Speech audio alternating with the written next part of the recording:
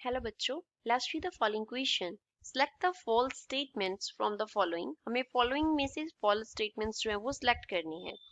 Statements हमें क्या given है? First, in simple harmonic motion the acceleration of the body is in direction of velocity of the body. Body का जो acceleration है वो body के वेलोसिटी के डायरेक्शन में होगा।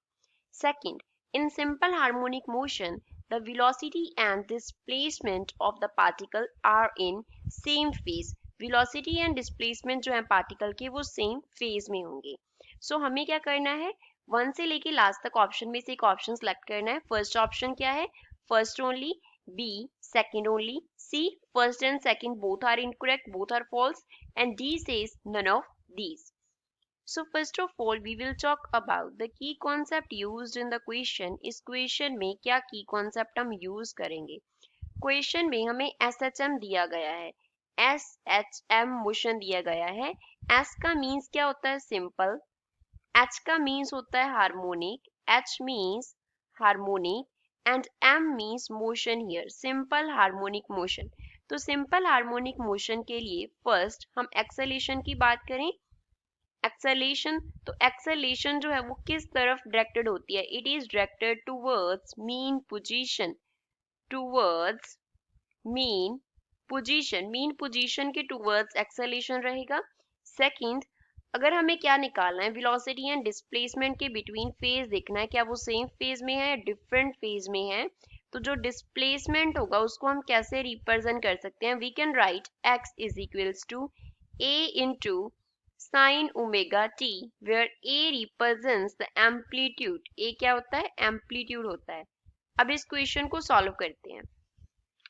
पहले हम फर्स्ट स्टेटमेंट का बात करते हैं। फर्स्ट स्टेटमेंट में एक्सेलेरेशन एंड वेलोसिटी के डायरेक्शन का बात करना है।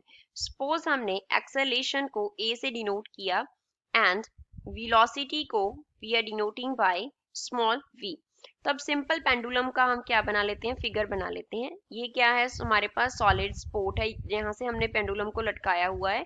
ये हमारे पास स्ट्रिंग हो गया और ये क्या हो गया? बॉब हो गया। सेंटर पे यहाँ पे क्या बन गया? मीन पोजीशन बन गया। और यहाँ पे क्या बना सकते हैं हम? ऐसे करके ये हमारे पास एक्सट्रीम पोजीशन हो गया। This year represents the extreme position. अब सपोज बॉब जो है वो मीन पोजीशन से एक्सट्रीम पोजीशन की तरफ जा रहा है, तो उसका जो वेलोसिटी होगा वो किस डायरेक्शन में होगा? इस डायरेक्शन में होगा। और उसका जो एक्सेलेरेशन होगा वो टुवर्ड्स मीन पोजीशन इस डायरेक्शन में होगा।